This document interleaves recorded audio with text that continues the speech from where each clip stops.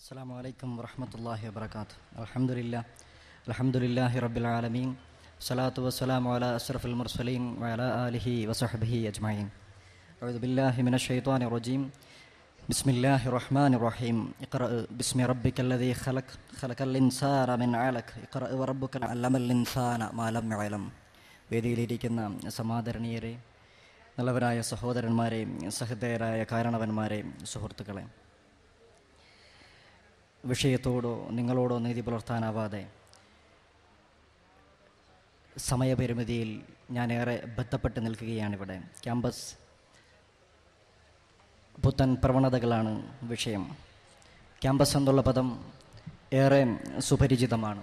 തീക്ഷ്ണമായ ഹൃദയ ബൗദ്ധിക സംവാദങ്ങളുടെ ഒരിടമെന്ന് ആലങ്കാരികമായി പ്രയോഗം നടത്താറുള്ള, വിദ്യാഭ്യാസ ലക്ഷ്യത്തിന് വേണ്ടി ഒരുമിച്ച് കൂടുന്ന യുവജനങ്ങളുടെ ഒരു സമൂഹമാണ് ക്യാമ്പസ്. ക്യാമ്പസ് സമൂഹത്തിൻ്റെ ഒരു പരിച്ഛേദമാണ്.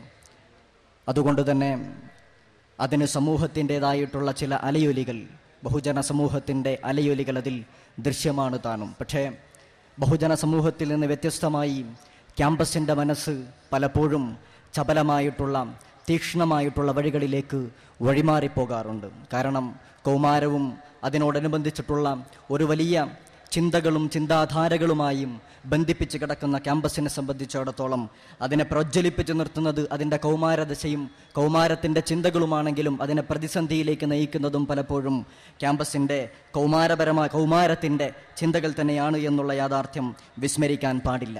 ക്യാമ്പസ് എന്ന് പറയുന്നത് ചരിത്രത്തിൽ നിഷേധിക്കാനാവാത്ത ഒരു വലിയ ശക്തിയാണ്. രാഷ്ട്രത്തിൻ്റെ നയവൈകല്യങ്ങൾക്കെതിരെയും ഫാസിസ്റ്റ് ഭരണകൂടങ്ങളുടെ ഭീകരമായ താണ്ഡവങ്ങൾക്കെതിരെയും ക്രൂരമായിട്ടുള്ള പീഡനങ്ങൾക്കും മർദ്ദനങ്ങൾക്കുമെതിരെയും നെഞ്ചൂക്കോടുകൂടി ഭരണവർഗത്തിനെതിരെ കൊടുങ്കാറ്റായി മാറിയിട്ടുള്ള ചരിത്രത്തിൻ്റെ ഇന്നലകളിലെ ക്യാമ്പസിനെ അനുസ്മരിക്കാതെ വിസ്മരിച്ചുകൊണ്ട് മുന്നോട്ട് പോവുക അസാധ്യമാണ്. ചൈനയിലെ അടിച്ചമർത്തപ്പെട്ടിട്ടുള്ള വിദ്യാർത്ഥി സമൂഹം അച്ചടക്കത്തിൻ്റെ പേരിൽ ചൈനയിലെ ഭരണകൂടം, കമ്മ്യൂണിസ്റ്റ് ഭരണകൂടം പീഡനങ്ങളും മർദ്ദനങ്ങളും വർദ്ധിച്ചപ്പോൾ അന്ന് ചൈനയിൽ ജനാധിപത്യം കൊണ്ടുവരാൻ വേണ്ടി ചൈനയുടെ തെരുവുകളിലേക്ക് ഇറങ്ങി വന്ന വിദ്യാർത്ഥി കൂട്ടം ചരിത്രത്തിൻ്റെ ഭാഗമായി മാറിയത് ടിയാൻമെൻ സ്ക്വയറിലെ വെടിയൊച്ചകളെ തടഞ്ഞു നിർത്താൻ അവിടെയുണ്ടായിരുന്ന വൻമതിലിന് പോലും സാധിച്ചിട്ടില്ല എന്നുള്ള യാഥാർത്ഥ്യം വിസ്മരിക്കാൻ പാടില്ല.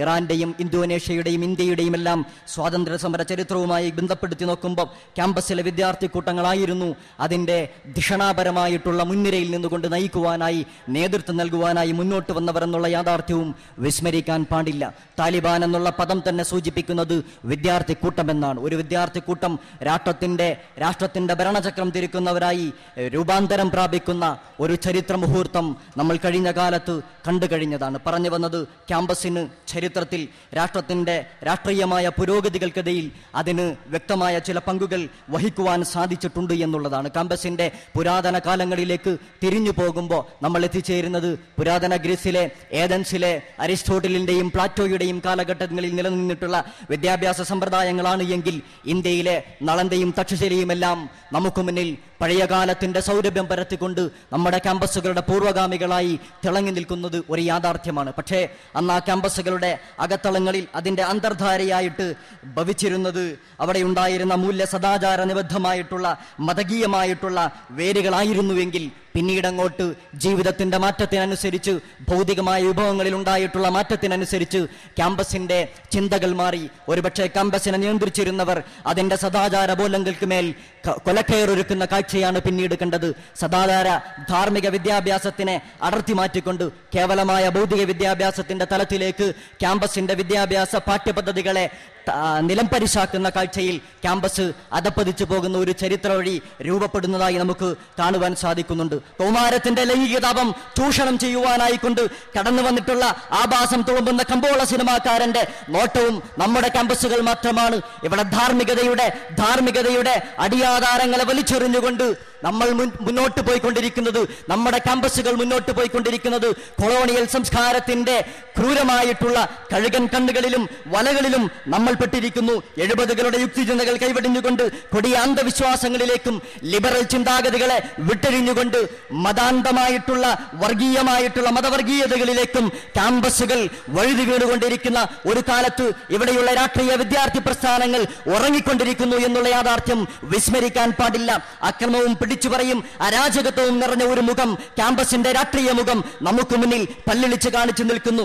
അർത്ഥരഹിതമായിട്ടുള്ള രാഷ്ട്രീയ സംഘടനകൾ നൽകിക്കൊണ്ട്, രാഷ്ട്രീയമായിട്ടുള്ള കൊലപാതകങ്ങൾ നടത്തിക്കൊണ്ട് തങ്ങളുടെ സിംഹാസനങ്ങൾ ഉറപ്പിക്കാൻ രാഷ്ട്രീയത്തിന്റെ മേലാളന്മാർ ശ്രമിച്ചുകൊണ്ടിരിക്കുമ്പോൾ അജണ്ടകളില്ലാതെ കേരളത്തിലെ, ഇന്ത്യയിലെ ക്യാമ്പസുകളിൽ രാഷ്ട്രീയ വിദ്യാർത്ഥി പ്രസ്ഥാനങ്ങൾ തകർന്നു പോയിരിക്കുന്നു. പാഠ്യപദ്ധതികളെ കുറിച്ച് ഒരക്ഷരം ഉരിയാടാനാവാതെ, വിളമ്പുന്നത് കൂട്ടാനില്ലാതെ വിഴുങ്ങുന്ന ഭൗതിക അടിത്തറകളില്ലാതെ മാറിപ്പോയ, ശിരസ് ഛേദിക്കുമ്പോൾ പോലും ഒന്ന് പിടയാനുള്ള ത്രാണി പോലും അവശേഷിച്ചിട്ടില്ലാതെ ക്യാമ്പസുകളുടെ ദൈക്ഷണികത തകർന്ന് ധരിപ്പണമായിരിക്കുന്നു. അപ്രായോഗികമായിട്ടുള്ള, അശാസ്ത്രീയമായിട്ടുള്ള